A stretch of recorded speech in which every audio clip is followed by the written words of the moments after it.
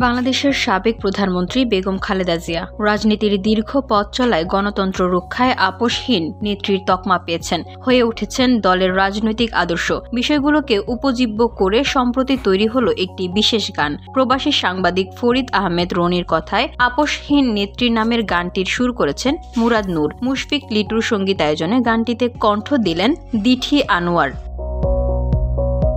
দিঠি আনোয়ার বলেন, আমি জাতীয়তাবাদী পরিবারের সন্তান। ম্যাডামের প্রতি শ্রদ্ধাবোধ, ভালোবাসা পরিবার থেকে ব্যক্তিগত পর্যায়ে পৌঁছেছে মনের অজান্তেই। মুরাদ নূর গানের পরিকল্পনা শেয়ার করতেই মুখিয়ে থাকি কখন ভয়েস দিব। গানটি খুবই মনে ধরেছে, কথা ও সুরের দারুণ মেলবন্ধন। রেকর্ডিং শেষ, শীঘ্রই আমরা গানটি প্রকাশ করব। সরকার মুরাদ নূর বলেন, আমি বরাবরই কিংবদন্তি মানুষ নিয়ে গান বাঁধতে স্বাচ্ছন্দ্য বোধ করি। পারিবারিকভাবে আমার জাতীয়তাবাদে বেড়ে ওঠা, সৃষ্টিতে আবেগ ভালোবাসা একটু বেশি।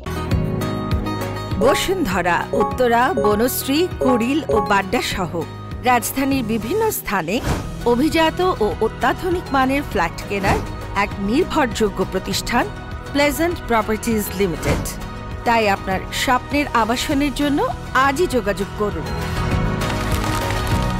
Pleasant properties limited, where destiny matches eventually।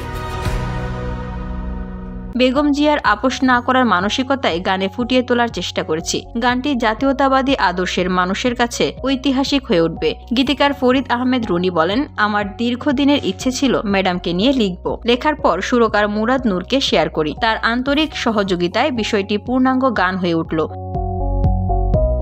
একজন জাতীয়তাবাদী আদর্শের মানুষ হিসেবে ভীষণ গর্ব হচ্ছে। আশা করছি গানটি সবার ভালো লাগবে। জানা গেছে শিগগিরই একটি প্রকাশনা অনুষ্ঠানের মাধ্যমে আপোষহীন নেত্রী গানটি প্রকাশ করা হবে। উল্লেখ্য, শিল্পী দিঠি আনোয়ার কিংবদন্তি গীতিকার গাজী মাজহারুল আনোয়ারের মেয়ে। দিঠি বর্তমানে টেলিভিশনে লাইভ শো নিয়ে ব্যস্ত সময় পার করছেন, পাশাপাশি ব্যস্ত আছেন স্টেজ শো নিয়ে।